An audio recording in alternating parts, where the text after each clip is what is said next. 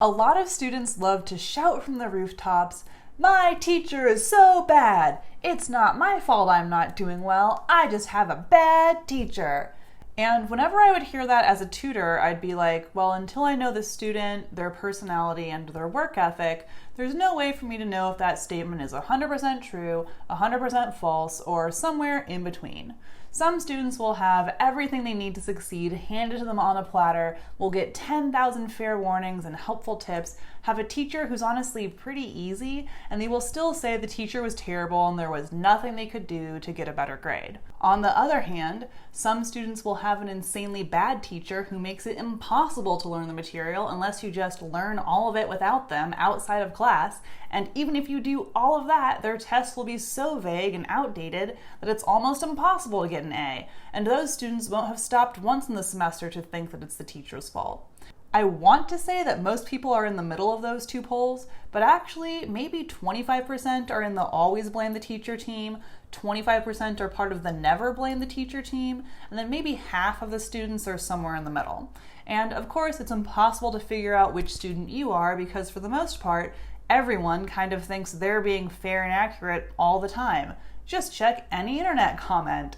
So with that being said, there are so many class types and teacher types and personalities and meshing and vibing that it can be really hard to figure out if a teacher is objectively bad or good. But there's one rule that I find holds true.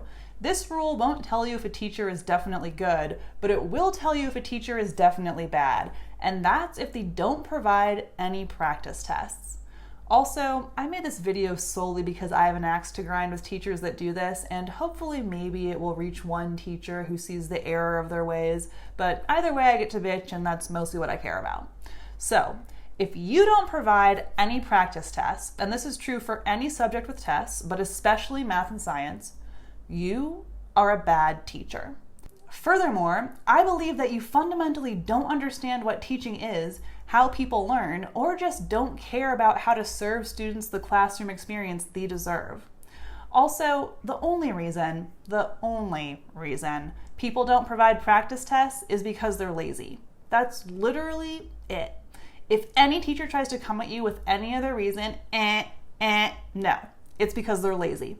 I mean, think about it. Practice tests do nothing bad for the students. They can't. It's just a resource that helps them do well. The only reason you wouldn't provide your students with a practice test is because you don't have one to give them and you're unwilling to create one, which means you're a lazy, bad teacher. And I hate even more the excuse that these lazy teachers always use, which is totally gaslighting and dumb and always goes the same way.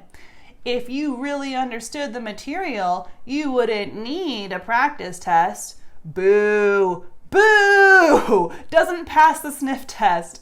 What I say in response is, if you really understood how people learned, you couldn't possibly not provide a practice test. Because if you're teaching, you know that students want to get an A. And I don't think that A's should be this mythical thing where you have to divine exactly what the teacher is thinking and feeling to earn.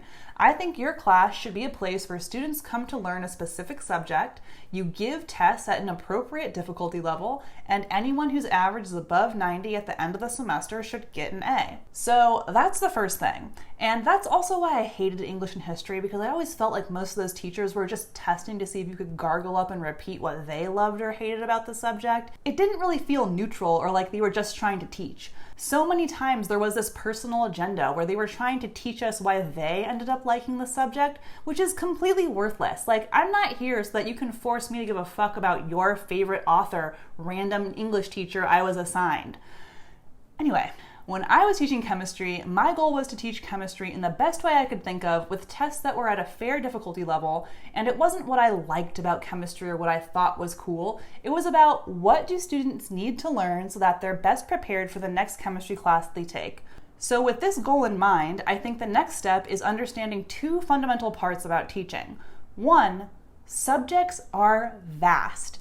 Even if you just take AP Chemistry, which is very standardized, when I finished grad school and started tutoring, I had to relearn a ton of material so that I was qualified to tutor AP Chemistry. Like, I was an organic chemistry person. I hadn't covered the different types of radioactive decay since freshman year of college 6 years prior. There's just a lot of material out there. These subjects have been around for so many years that even the simplest textbooks from the most beginner classes are dense and have a lot of material to get through. I feel like this is illustrated with the textbook dance that happens in most classes. You know, at the start, every class covers every chapter, and then maybe in the spring you've gotten up to chapter 14, the professor goes, okay, we're going to cover 18, 21 through 23 in the last 4 weeks and scratch everything else. Like, there's just a lot to get through. So keeping that in mind, there's also this other thing which is irrefutable. Don't try to refute me on this. Tests are always, at least partially, a personal reflection of the teacher. Imagine a writing prompt. How do you cook a potato? Now, if you gave that assignment to 100 different cooks, you would get back 100 different answers. Some would be easy to follow, some would be confusing, and even if you just took the 10 best answers, they would still be wildly different. Exams are exactly the same. Exams are a writing assignment for teachers, and the assignment is write what you think best tests someone's knowledge of this slice of this subject.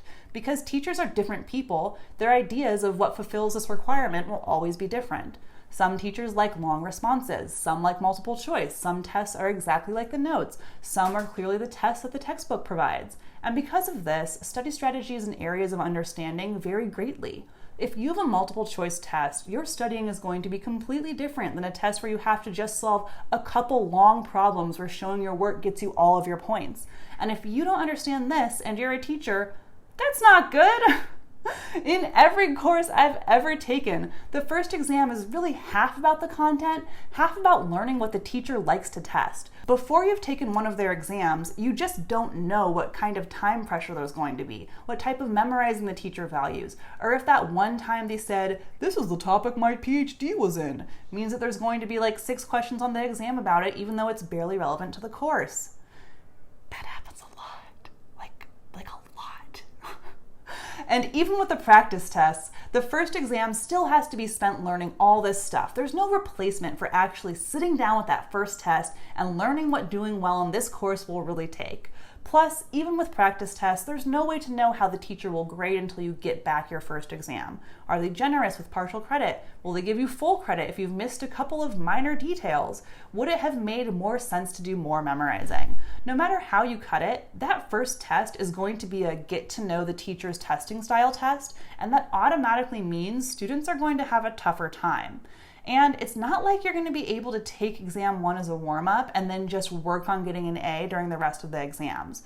There are usually only 3 to 4 exams in the entire semester, and it's usually exam 2 or 3 that's most difficult. So as a teacher, you really need to key into this journey and make sure that students are set up from the beginning to do well on test 1, which means you have to provide at least one practice test that emulates the length, style, and difficulty of the real exam they'll be taking. So that's my argument for why all good teachers provide at least one practice test, and ideally more than one. Also ideally, a really easy to understand, detailed answer key for that practice test, and extra practice problems written by you, not just assigned from a book. I'd be curious to see in the comments if you agree with me and what attributes you think makes a teacher good or bad. All right, bye!